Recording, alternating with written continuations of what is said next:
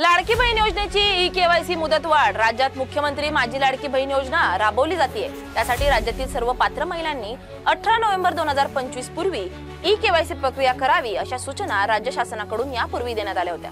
मात्र राज्यात गेल्या काही दिवसात आलेल्या नैसर्गिक आपत्ती आणि इतर अडचणींमुळे मुख्यमंत्री माझी लाडकी बहीण योजनेतील अनेक पात्र भगिनींना ई-केवायसी प्रक्रिया वेळेत पूर्ण करता आलेली नाही।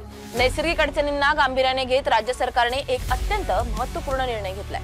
लाडकी बहीण योजनेच्या ई-केवायसी करण्याची अंतिम मुदत आता 31 डिसेंबर 2025 पर्यंत वाढवण्यात आली आहे। तसेच ज्या पात्र लाभार्थी महिलांचे वडील किंवा पती हयात नाहीत किंवा घटस्फोट झालेला आहे त्या लाभार्थी महिलांनी स्वतःच ई-केवायसी करावं व त्यांचे पती अथवा वडील यांचे अधिकृत मृत्यू प्रमाणपत्र व घटस्फोट प्रमाणपत्र किंवा माननीय न्यायालयाचे आदेश याची सत्यप्रत संबंधित जिल्ह्यातील महिला व बाल विकास अधिकारी यांच्याकडे जमा करावे असे शासनाकडून जाहीर करण्यात आले। या निर्णयामुळे राज्यातील लाखो भगिनींना ज्यांनी अद्याप ई-केवायसी प्रक्रिया पूर्ण केलेली नाही त्यांना फायदा होणार आहे।